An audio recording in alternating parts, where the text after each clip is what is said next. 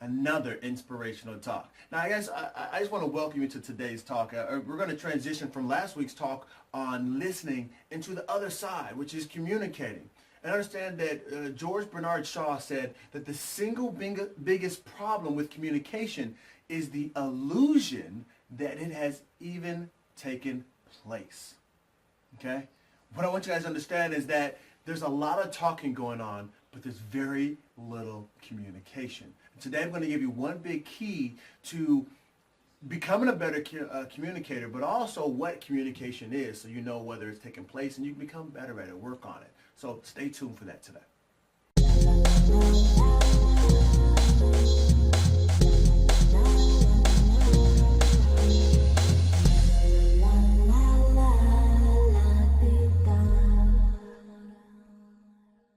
All right, so I want to start off with a little story about communication. And this story, there's a foreign lady who doesn't know English that well. It's not her first language, so doesn't speak it very well. She has a little problem with certain words, and usually has a little help from her husband, who is English, to translate some of these words for her. So the thing about it is she wants to make dinner for her husband, and so she's gone to the grocery store. She gets to the grocery store, she's talking to the butcher, and because she wants to make these pork legs for dinner.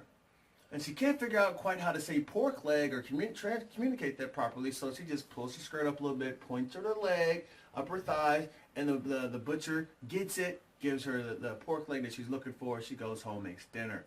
The next day, she wants to make chicken breasts. So she goes to the grocery store, speaking to the butcher again. She still's not quite sure how to communicate and say these words properly for chicken breast. So she kind of just pushes her breast up and says, and shows the butcher. The butcher, up, I get it, gives her the chicken breast. She goes home, makes dinner that night. Now this third day, the next day, she wants to make sausage for dinner. So she's kind of confused, like, how am I going to pull this one off? She doesn't know what to do, so she takes her husband along with her to the grocery store this time. They go up to the butcher, and y'all, he speaks English. Remember that.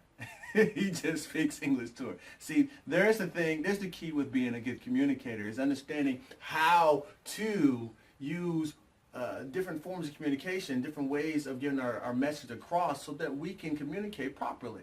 The thing about it is that in communication, just as in that story, there's several different pieces to it, several different ways of communicating a message. So let's get to discussing that, because there's an art and a science to communication. That's the first thing what you understand. There is an art and a science to communication. And as we start blending the art side and the science side together, become that much more powerful and that much more influential when we're going to communicate with people. Now, we're going to break down the art and the science, but just understand right now that influence is not a bad word. Understand that when you're trying to communicate with someone, the point of communicating with them is to influence them in some way, whether to try to change their mind, for them to accept an opinion that you're saying, or to get them to do something, to follow some instructions. These are the things that we're trying to influence another person to do, okay? Whether that's through whatever means that is that we're trying to use to influence the other person, the point is to try to get them to do something. That is influence. The second thing I want to point out is that the science side of communication, again, there's art and there's a science. The science side of communication is kind of technical. You really want to go break down all the different steps to communication. You can go to my blog post that's right below this, and you can see that blog post as 13 steps breaking down the words and so forth of what communication takes place. But understanding that the key ingredients to communication on the science side is having a sender, having a receiver, and a message, okay? And just to give a simple breakdown of that is, the sender has to have an idea. They have to decide how they're going to convey this message, how they're going to get this message across. So they're going to decide whether it's going to be text message, video, whether they're going to speak word face to face, if it's going to be some type of picture, whatever it may be, if it's going to be pointing at a body part to convey their message. Now, they use symbols, which is the words, the videos, or whatever, to convey this message, okay? And they send it off. The receiver then takes this message. They have to decode the message, decide understand what the message means, and then what they have to do is the same process the sender did. They decide they have to come up with an idea, then they have to decide the medium they're going to use and create some symbols in order to give a message back.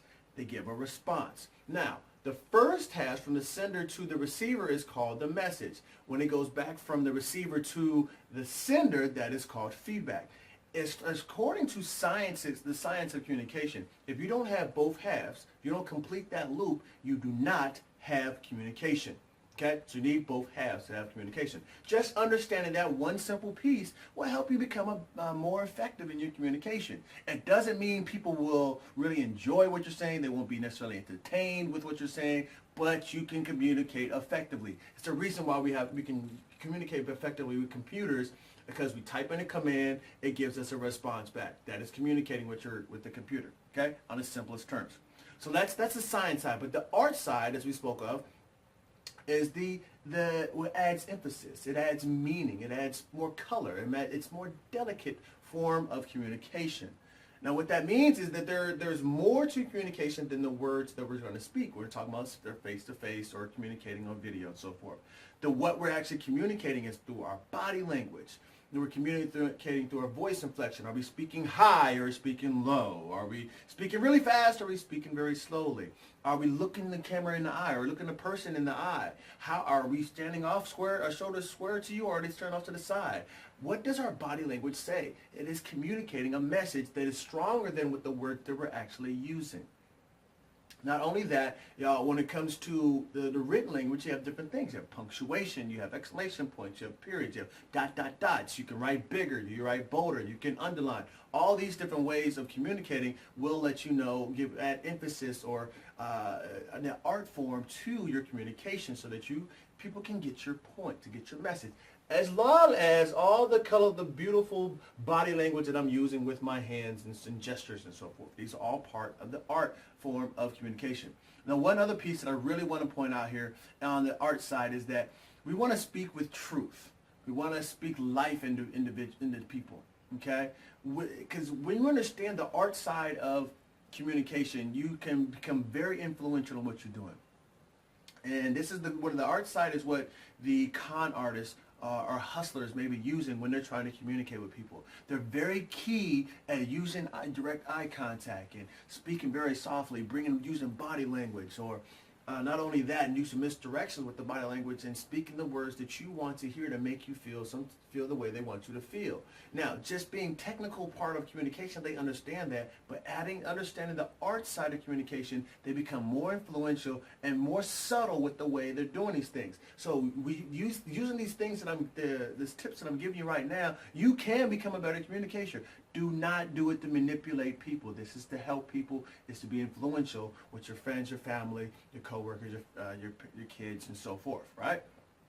Now, the key tip that I want to give to you guys, again, after understanding there's art and science of communication, understand the science side is picking everything up and the technical pieces of it. The art side is actually added influence and being more influential in it.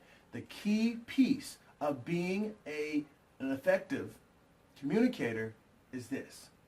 You must be a great listener. First, you must listen to great communicators. To understand what they're saying, understand the subtleties, and try to figure out why they make you feel a certain way, why you feel compelled to do certain things. Not only that, listening to other great communicators, but also listen to your environment. Listen to the people around you. Read the news in your industry. Understand what your audience is saying. Keep your ear glued to them so that when you go to communicate to them, not only are you speaking in their language, but you understand their pains, and therefore they're going to listen to you more. The same thing, sounds like just only business, but the same thing happens with our kids.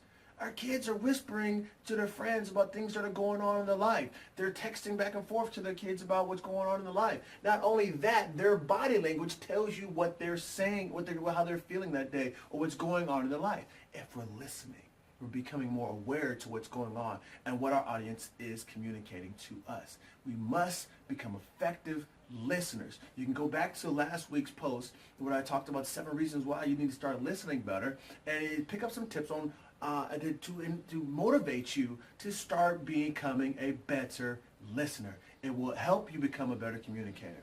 All right, so again, there's an art and science to communication. Make sure you start learning how to blend these two together. Be careful with getting very good at the art side so you're not manipulated to people. Use it for good.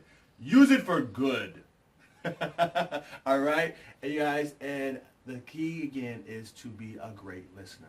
Now, if you liked what you heard today, please go ahead and subscribe to this post here. Subscribe to the videos, to my page here. And not only that, go ahead and check out my blog post. It should be down here below this video. You should be able to see a link to the blog post. Go ahead and subscribe to that blog post so you can get more information directly to your inbox anytime you want to get to this. And you guys, the last thing I want to let you know, as I always say at the end of my videos, is this. You can be, you can do, you can have anything you want in this world because God wants you to have it.